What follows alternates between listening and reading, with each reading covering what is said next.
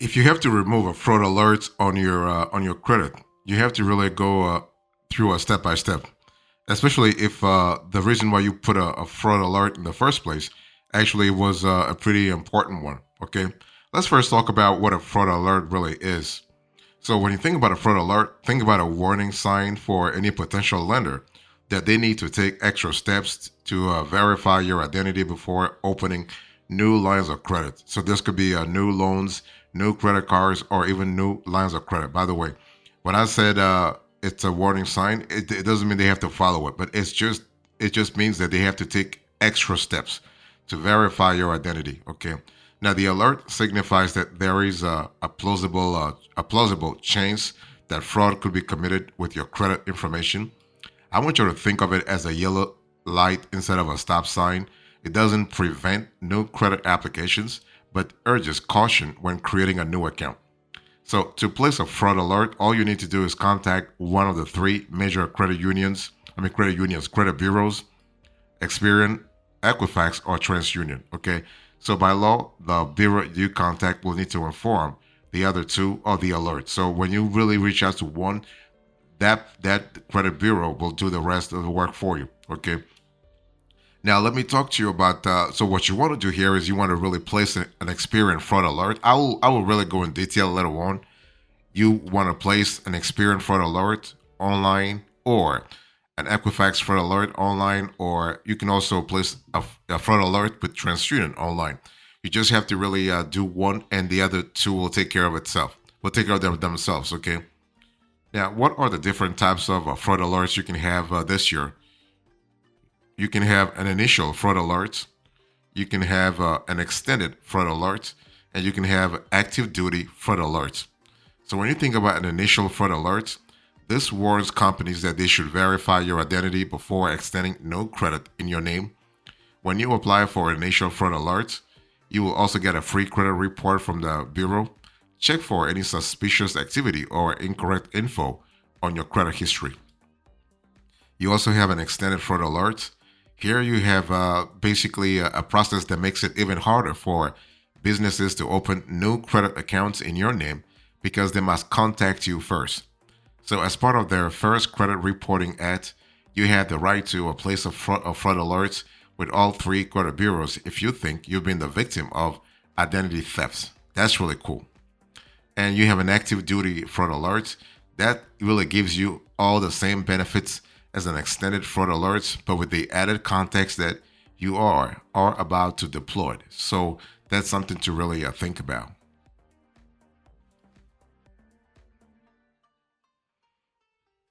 Let me talk to you about why you should place a fraud alert in the first place. I mean, a lot of stuff happens. You know, those days you have a lot of scammers. You have a lot of stuff happens online, and there are actually two reasons why you would want to place a fraud alert on your credit report this year. Let's say you are concerned about the risk of identity theft.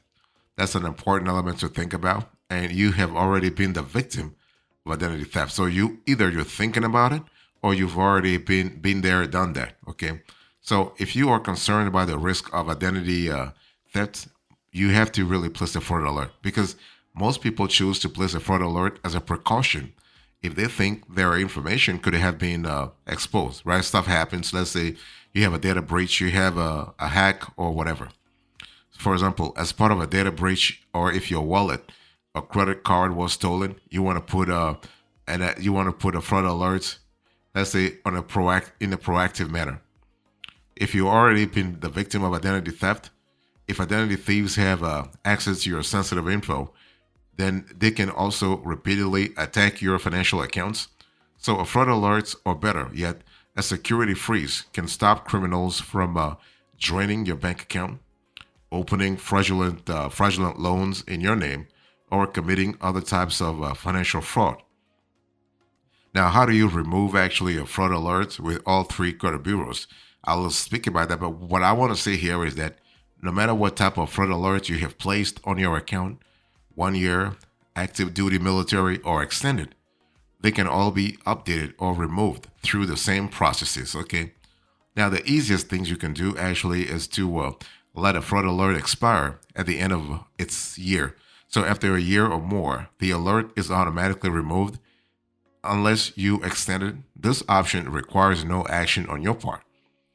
And why should you remove a fraud alert in the first place? Well, if you think about it, a fraud alert does you no harm, right? Legally, a fraud alert cannot cause a credit application to be denied.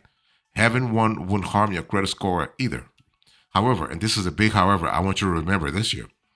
A fraud alert does make the process of applying for credit slower because lenders need to verify your identity first. This means you'll not be able to get instant in-store credit, and your approval process will be slower than you might like. So just be aware of that. And if you'd like to remove the fraud alert before its expiration, you can contact the credit bureaus at any time during the term. This will not affect your credit score.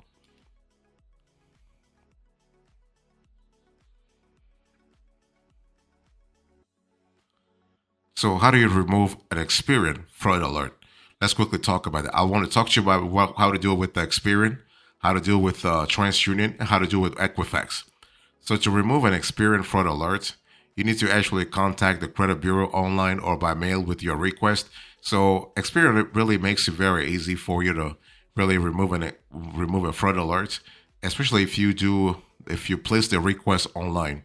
If for any reason you don't like to have an online process, you can actually have a regular mail process. Okay, so to remove the fraud alert online, you want to head to the Experience Fraud Alert Center.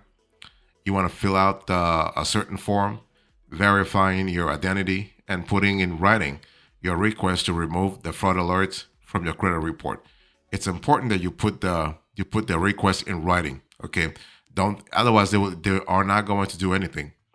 And you want to upload you want to upload the complete form on Experience upload page, and this helps you actually get the process started. And so you also can remove the fraud alert by mail. Head to the Experience Fraud Alert Center. You want to print out and complete a certain form, putting in writing your request to remove the fraud alert from your credit report. It has to be in writing. And you want to photocopy a government issued identification card and a utility bill, a bank statement, or insurance statement to verify your identity. And you want to mail all of these documents to Experian, PO Box 9554, Allen, Texas 75013. How do you remove actually a TransUnion fraud alert? So you can actually do it online. So TransUnion requires an online account to place and remove fraud alerts. You can't do it manually. Okay, you have to do it online. So to do it online, sign into your TransUnion account and follow the instructions for removing or updating your fraud alert. Take the opportunity to update your account password and enable a two-factor authentication if it's available, and you want to have that. And so, how long does it take for a fraud alert to be removed? Basically, you are thinking about 1 to 5 business days.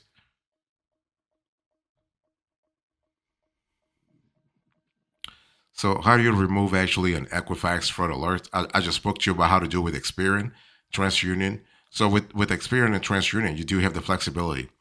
This is not like with TransUnion, okay? With Equifax and Experian, you can do it online or you can do it by paper mail, by regular mail. So how do you remove the fraud alert by phone? By the way, you can also do it by phone with Equifax. Okay, by phone, according to Equifax, you can update your fraud alerts or active duty alert at any time by calling Equifax at 1-800-525-6285. So be prepared with the information that you need to verify your identity while on the phone with an Equifax representative. You can also remove the fraud alert by mail. So you want to write a letter indicating that you would like to remove the fraud alerts from your personal credit report, and photocopy one document to validate your identity. And Equifax states that acceptable documents include a valid driver's license, social security cards, pay stubs, W-2s and 1099 forms, court documents for a legal name change, birth certificates, passports, marriage certificates, divorce decrees, state ID, and military ID. So that's kind of cool. So you want to find and photocopy one document to validate your address. So Equifax states that acceptable documents include utility bills with a correct address. So this could be gas, water, cable, residential phone bill. You have cell phone bills, pay stubs, W-2 and the 1099 forms, rental lease agreements or house deeds, mortgage statements, bank statements, and state IDs. So you want to mail your written request and to photocopied documents to Equifax Information Services, LLC, P.O. Box 105069, Atlanta, Georgia 30348 5069. I was talking to you a little earlier about a credit freeze, right? So if you're having a conversation about removing a fraud alert, maybe you need to really understand that maybe you might want to really place a credit freeze instead of placing a fraud alert in the first place. Let's first talk about the difference between a credit freeze and a fraud alert. So a fraud alert is only one of the tools you can use to protect your credit file from fraudsters. Another good option is a credit freeze, especially if you have been a victim of fraud. So a credit freeze, also known as a security freeze, restricts all access to your credit file. So think about it as a yellow light. If a fraud alert is a yellow light for lenders, then a credit freeze is a brick wall. Okay. So instead of just suggesting that lenders verify your identity, a credit freeze locks your credit report from being accessed in the first place. So here's the biggest difference between a fraud alert and a credit freeze. A fraud alert will allow lenders to see your credit information with a notice attached that they should take extra steps to verify your identity before issuing new lines of credit. I think I've said this before, but this whole process slows down the routine of extending credit, giving you the time to catch the fraudulent activity. A credit freeze will not allow lenders to see your credit information at all. They will not see it. As most lenders won't extend credit without seeing your credit history, this should block anyone from opening new accounts in your name, even you. This means that you'll need to contact the credit bureaus and lift the freeze when you want to apply for new credit, such as credit cards, mortgages, or loans. And then you also have a credit lock. This is the third option. A lock gives you the same security as a credit freeze, but can be toggled on and off using an identity theft protection service like Aura or others. Okay, this is usually a paid service, but gives you a hassle-free protection for your credit account. Now, why should you freeze your credit? Well, who should really freeze their credit? Like children, victims of identity theft, but anyone who doesn't need regular access to their credit file. So that's important because it really gives you an extra layer of security.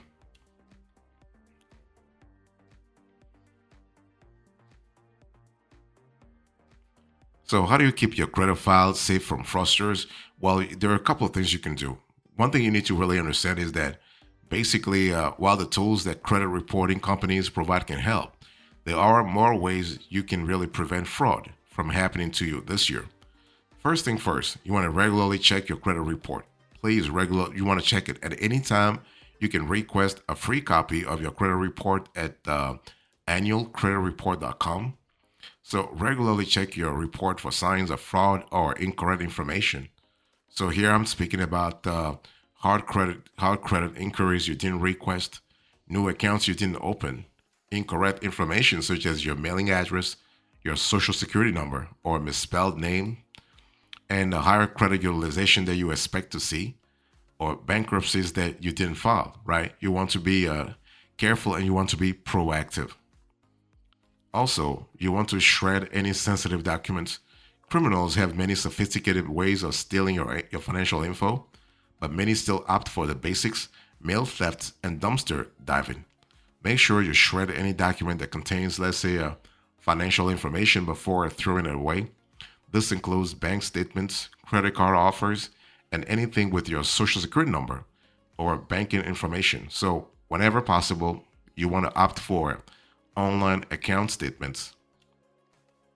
You also want to secure your devices actually and avoid public Wi-Fi. This is going to be very important for you.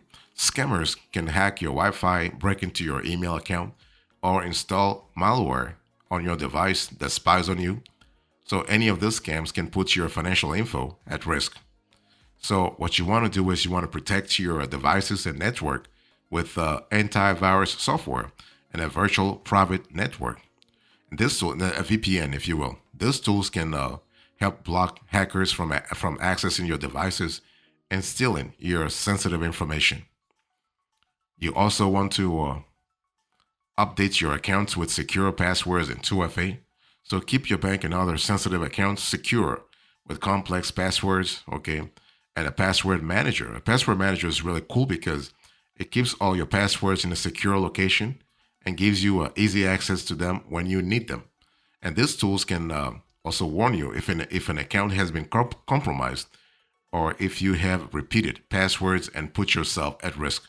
So it's all about preventing the worst scenario from happening. So whenever possible, you want to enable two-factor or multi-factor authentication. So this is an additional security step that requires a special code along with your account name and password. You also want to sign up for credit monitoring. So if you want to really keep your credit files safe from fraudsters, sign up for credit monitoring. So credit monitoring services can warn you about fraudulent activity that others tools miss. So for a small monthly fee, you can get near real-time monitoring of all your financial accounts. You also need to know the warning signs of identity theft. So you want to be on the lookout for some of the warning signs of identity theft, including unfamiliar charges on your bank statements. That's really important to keep you actually to keep you on your toes. Really, new credit cards or loans in your name, calls or letters from debt collectors you don't recognize. I noticed, let's say that someone filed a tax return in your name. That's kind of crazy, but hey, listen, this could happen. Unfamiliar medical bills in the mail, missing mail or bills, a sudden drop in your credit score, suspicious login attempts or 2FA codes you didn't request, an increase in spam emails and calls. Okay, so those are actually proactive measures you can really take to avoid like the unthinkable from happening. Just remember that if you want to keep your credit secure, you have to take actions. Your credit score impacts everything from your credit card's interest rate to your ability to apply for mortgages and loans. So the last thing you want is for a criminal to take advantage of your good score and ruin your reputation. So use the tools available to you to keep your score safe: fraud alerts, credit phrases, and credit monitoring. And together, these tools make you a much harder target for scammers who want to steal your credit. So that's important. So the takeaway here is in today's conversation, I spoke to you about how to remove a fraud alert. I defined what a fraud alert really is. How do you place one? I talked about initial fraud alerts, extended fraud alerts, active duty fraud alerts, who should really place a fraud alert in the first place, and finally, how to keep your credit file safe from fraudsters. Thank you so much. God bless you. I will see you next time. Until then, remember, stay marvelous.